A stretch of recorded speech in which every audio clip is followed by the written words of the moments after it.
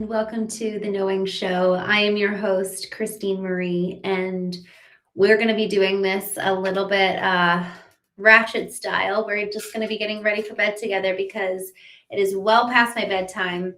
I mentioned earlier this morning that I am in St. Louis visiting a client, and they had an award ceremony tonight, and I was there. And they all went down to the casino, and I came back here to do the show and to go to bed. So I am definitely very tired. Woke up at 4:45. I had my alarm set for 4, and I'm like slowly getting back into the habit of getting up at 4. The times in my life where I have been most successful, most impactful, most aligned is when I had my mornings. And so I know beyond a shadow of a doubt that my mornings need to be honored and effectively sacred. And I use that word sacred sparingly. I think precious few things in the world are sacred, and my mornings are one of them. So I'm getting ready for bed with you while I do this show tonight. I had this moment. I was sitting there watching as these men and women received awards for their business development managers. And so the way that I'm involved is I'm helping them really market the business development managers and help them cultivate their own personal brands and show up in a way that cultivates relationships and builds relationships, because your personal brand is your greatest asset. So on behalf of the company, we're effectively creating a marketing map for these salesmen, for these business development managers. And then from there, they continue doing what they're doing, and marketing is just really supporting them. So it's really a fundamental shift in some ways from how most marketing teams operate. Rather than being marketing led, we're kind of salesman led. They already have these relationships. They've cultivated a lot and very deeply with a lot of the people in their regions and in their states. And so we want to just come alongside them and propel them forward. So I'm sitting there watching this company, and it's so incredible, the culture that they've built. I think that's one of the things that stands out. I'm sitting there and I have this moment of each one of them really belongs. They know where they fit. They know what their goals are. They know where they're headed. They also have a lot of autonomy. They're almost effectively mini entrepreneurs. And it just really stood out to me. They have community. They belong here. They're all winning awards. They are literally cheering each other on. They have these goals, and then they surpass them, and then they literally champion each other.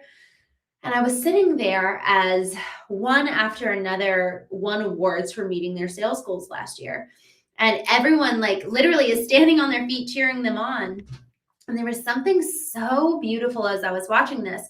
I was like, oh, this is why entrepreneurs attend masterminds, so that they don't have to go about it alone. Because it is so lonely to do business by yourself. It's so lonely to do life by yourself. And so as I was thinking about this, the thing that was so meaningful watching is that they all belonged. They all had a place where they belong. They have their title. They've got the care from their folks who are doing this with them. They have a leader. They belong, and it's within a structure. So one of the things that I've heard across the board that parents can do that's best for their kids is to provide structure. The kids thrive within a structure. And I've been thinking about this more and more over the last month specifically, because one of my goals for this year is to create a structure for my life and then exist within that structure. I can have autonomy about what I do within that structure, but in order for me to, Jocko Willink says this, discipline equals freedom. In order for me to get to the most free and also the most impactful version of me, then I need to really incorporate discipline. And so to this point of, in this structure that is this corporate environment, but there's also so much freedom. It's they've been given containers of, this is how we expect you to operate. Here are our values. Here are the leaders. But you have your own autonomy, and you also belong.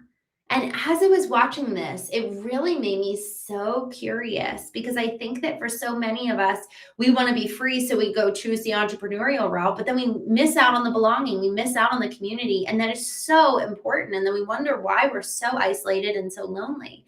And then for the people who are in corporate world, they don't understand how to really experience freedom and autonomy in that. Then they're just sitting there doing a meaningless job. Yes, at least we have friends, but they don't have much purpose or meaning. And so as I was sitting there watching business development managers, their schedule is their own. They can create their own targets with the support of leadership, but they have the backing and support of a company while they effectively operate as mini entrepreneurs. And it made me so curious thinking about the value and benefit of structure, and then also the benefit and value of autonomy. Are we actually living a life that allows for us to be able to make decisions where we really do have autonomy? We really have the ability to choose how we show up, how we live, how we spend our time, or are we being dictated? Are people telling us how to and what to do with our time? And so with this whole question of how to live like we belong, I think structure is actually super important to that. I think also as I was thinking about structure and the benefit of that, I also was thinking about the fact that we find what we look for. So if we want to engage and belong in a community, we're going to experience that. But if we enter into a room already feeling like an outsider, then that's going to most likely be our experience. If I'm showing up to a group wondering, what are you going to do for me? How are you going to benefit me, make me feel good, rather than what do I have to give? What do I have to actually contribute to this group? How do I actually come in and serve? And I'm powered now by love rather than powered by fear. So with that, let me just take a quick moment and jump in here to the chats. Lendl, it's good to see you. I actually I've like walked through casinos in Vegas. I was speaking at an event in Vegas last year, and I walked through a casino, and it was very fun, but I've never actually gambled, and I'd like to. I actually want to gamble at some point, but I haven't ever done that. Wolfie, good to see you tonight. Mohammed, thank you so much for coming on here. Wilf 1980. Good to see you. Kylie, King, Ramajan, thank you for coming on here. Steve, I am not married. The clock is ticking soon. I actually don't feel rushed. To get married. I actually believe that there's something really beautiful about waiting until it's the right time and not rushing and letting go until then. Bruno, thank you for coming on here. Steve, no, I am not 35. I'm younger than 35. Bruno, thanks for coming on. Isaiah, thank you. Thanks for coming on. Y'all, I want to talk about free from life. What a life looks like, looking like a movie. How cool. This whole concept of living like we belong, I didn't understand belonging until I read Brené Brown's Daring Greatly. And she talks about love and belonging, and that really is the things, those are the things that we want most of all. But if we don't actually acknowledge what we want, there's no way that we can actually ever achieve it.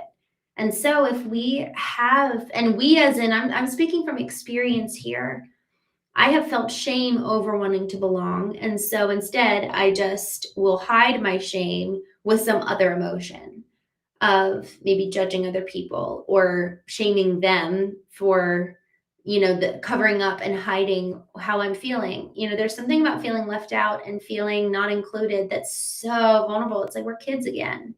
We haven't felt that way since we were on the playground, or we haven't felt that way since we were in school. And so to actually admit, oh, that's really how I'm feeling, there's something really vulnerable around that. And in so doing, we actually are getting to the root. Now we know the truth. And now we can actually start moving towards a better outcome. Now we actually can start moving towards change and doing something different with my present life, because I'm acknowledging what I want and where there's a gap between where I am today and what I want. But if we don't acknowledge what we want in the first place, it's going to be so impossible for us to ever achieve that. And belonging isn't just something that we consciously want. It's a very deep subconscious need that every single person has. You know, you look at infants and then toddlers and young children, like they need connection. They also need autonomy. And so when we're thinking about how do we live like we belong, both of those elements are so critical. They're really, really important that in the structure of belonging and in a group, working with people, we actually know how to exercise autonomy. We actually know how to exercise upon the things that make us unique, the things that make us us, and also recognizing that this group is so incredibly important. How can I serve? How can I show up and give? Because if it is revolving all around me, David Brooks authored a book called The Second Mountain. And effectively, the first mountain is you and I are standing there doing our own thing, pursuing our own dreams, our own aspirations. And then we realize that there's a second mountain, which is I now am motivated for the good of the community. And when we move off of the first mountain into the second mountain, where we're motivated for the good of everyone around us, it's like there's a deepening and even a broadening of our capacity. It's like we actually fundamentally expand in the way that we're able to engage with other people. And now we give back to everyone who we're with rather than just doing it for our own gain. So this question of how do we live like we belong, we need to be finding the structure that fits well with our life, that allows and is conducive for relationships, yes, but also autonomy. How can we actually fit in there and serve and give in relation to it? You know, I'm thinking actually about the example of religious settings. People will go and church hop and they're like, oh, I just don't like it. And then they'll move back and forth and like try to look until they find a place that they like. And I think that there's something around that is important, you know, again, going back to, well, what do you want? But then there's also something around looking at it for the good and purpose of how can I contribute? Where's there actually a gap that I can fill? Because when we show up with the energy of what we're going to take versus the energy of what we can give, it all changes and everybody can sense that. Let me just take a quick moment just to check in here with the chat. Thank you guys so much for joining. Ilan, thank you for coming on here. Ricardo, favorite 90s films. Oh, I love The Sweetest Thing. Is The Sweet? I don't think, maybe that's 2000s. I'm not good with knowing the dates for the films. James Kelly, good to see you. Ilan, I do hear you. Hello. Brian, Cadaver, Bacon, Burner, good to see you. Y'all, I think that this question of belonging is one that I'm going to be kind of musing on over the next couple of days because I witnessed something really important. You know, I witnessed this group where everyone really did belong. And that's what we all want at the end of the day. And so there's something around creating our own structure of, man, if we want to have community, if we want to feel like we're being invested into and that we're also giving, maybe we actually need to start that. You know, I started hosting knowing dinners over the last year and a half, and it's been so meaningful to be able to facilitate conversations that really allow for connection, meaningful connection in a way that I don't get that at other places. So sometimes we actually have to create it ourselves, and it starts with the structure, and it has to be built on our vision and what we want for what belonging means to us. And then the autonomy in that space given to the different members, given to the different people there. It's like a really strong family unit. Everybody knows the role that they play. It's like a good baseball team or football team. Everybody has a role, and each role is critical for the success of the whole. But if we're entering into a community of what can you all do for me, or bearing all of the weight ourselves, man, that community is bound to fail. So I'm excited to think more on this because I just know relationships matter so much. And underneath the desire for relationships so often is shame. And so if we're not willing to be brave enough to admit to ourselves what we really want, shame is usually the one in the driver's seat if we're not paying attention when it comes to belonging in relationships and just admitting the fact that's a real need that we have. So with that, thank you all so much for joining me tonight. I'm gonna go to bed. And then hopefully I'll be waking up at 4 or around 4 tomorrow morning. So good night, everyone. I will see you tomorrow morning. I'm going to be going live around 8:30 a.m. Eastern, and I will see you tomorrow morning.